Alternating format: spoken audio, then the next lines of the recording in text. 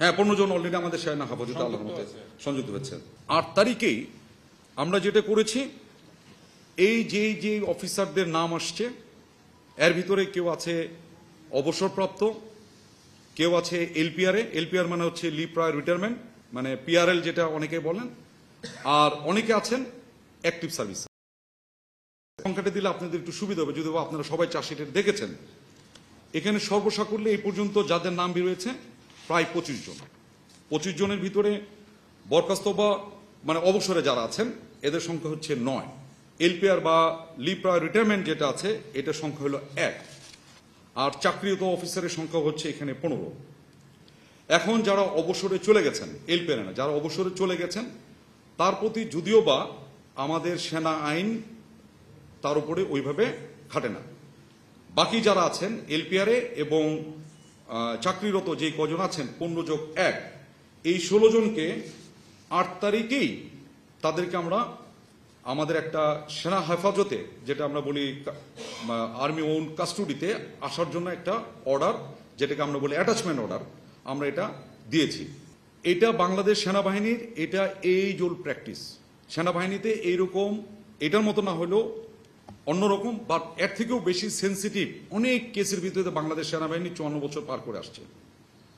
ওই সময়ও আমরা এরকম যাদের নামে অভিযোগ উঠে তাদেরকে আমরা এরকম হেফাজতে প্রথমে নিয়ে নিই, তারপরে তার বিচার কার্য শেষ হয়। সেটা আপনারা শুনেছেন, field general court martial, summary court martial ইত্যাদি শুনেছেন না? এই কোর্ট মার্শালগুলো বিভিন্ন প্রকারের কোর্ট মার্শাল আছে, এইগুলো সব শেষ করার পরে রায় যখন হয় তখন তার বিচারের রায় অনুযায়ী আইনানুগ ব্যবস্থা গ্রহণ করা হয়। কেউ বরখাস্ত হয়, কেউ জেলে যায়, কেউ ছাড়া পায়, কেউ ইত্যাদি ইত্যাদি। এটা কিন্তু আজকের না, গত 54 বছরে সেনাবাহিনীর এইরকম অনেক ঘটেছে। সবগুলোর ভিতরে আমি এত কিছু বলার এখন অবকাশ কম, জিজ্ঞেস করলে বলতে পারবো। এরকম ভাবে হয়েছে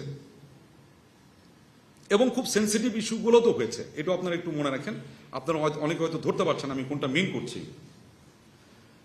এর ভিতরে একটা জিনিস ঘটে গেছে, সেটা হলো যে আমাদের যে 15 জন চাকরিরত আছেন এর ভিতরে 10 জনই রেসপন্স করেছেন। শুধু একজন, তাকে আমরা বলা হয়েছিল, তাকে মেসেজ দেওয়া হয়েছিল is to stay in Dhaka cantonment, কিন্তু উনি 9 তারিখের শেষ অবধি পর্যন্ত উনি জয়েন করেননি। একটা আইনজীবী আইনের সাথে আইন পরামর্শ নেওয়ার জন্য উনি আইনজীবীর সাথে দেখা করতে বাসা থেকে এই বলে বের হয়েছিলেন, কিন্তু অদ্যাবধি উনি বাসায় আর ফেরত আসেননি। এটার প্রেক্ষিতে আমরা কি করলাম বা আমাদের কি করণীয় ছিল, কি করতে পারছি, এটা সমস্ত ডিপার্টমেন্টের কিছু নিজস্ব এবং এটা দেশের প্রচলিত আইনের ভিতর থেকেই অনেক কিছু আমরা করি। আমাদেরও এরকম আছে। সেটা হচ্ছে যে যখন এরকম কেউ হঠাৎ করে মিসিং হয়ে যায় তখন তাকে আমরা একটা ডিক্লারেশন দিই, আমরা বলি AWOL, মানে অ্যাবসেন্ট উইদাউট লিভ।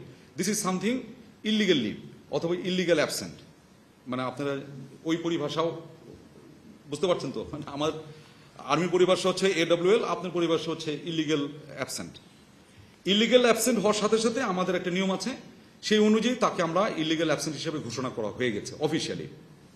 এবং তার এটা ইলিগাল অ্যাবসেন্ট ঘোষণা করার পরে যে প্রসেস যেগুলো আছে, আমাদের কিছু প্রসেস আছে, কোথায় কোথায় ওয়ারেন্ট ইস্যু করতে হবে সেগুলো আমাদের একটা অ্যাপেন্ডিক্স আছে। ওই অনুযায়ী এটা আমাদের সরকারিভাবে আমাদের যে দপ্তর এটার সাথে জড়িত তারাও এটা ইস্যু করেছে। এটা ঘটনা হলো 10 তারিখ। আর আজকে এই জন্য আপনাদেরকে ডাকছি সবচেয়ে কারেন্ট ইনফরমেশন দেওয়ার জন্য, ঠিক আছে? বাকি 10 জনের মধ্যে খালি 10 জন না, 15 জনের মধ্যে একজনকেই শুধু মিসিং, বাকি সবাই জয়েন করেছে, এই হেফাজতে চলে আসছে। 14 জনই আমাদের সেনা হেফাজতে চলে আসছে। আর এলপিআর একজন আছে, সেও আসছে, এলপিআর যে আছে সেও জয়েন করেছে। তো 15+1, 15 হচ্ছে অ্যাক্টিভ সার্ভিস, একজন হচ্ছে এলপিআর, এর ভিতরে একজন মিসিং, বাকি সবাই জয়েন করেছে। হ্যাঁ, 15 জন অলরেডি আমাদের সেনা হেফাজতে আল্লাহর মতে সংযুক্ত হয়েছে।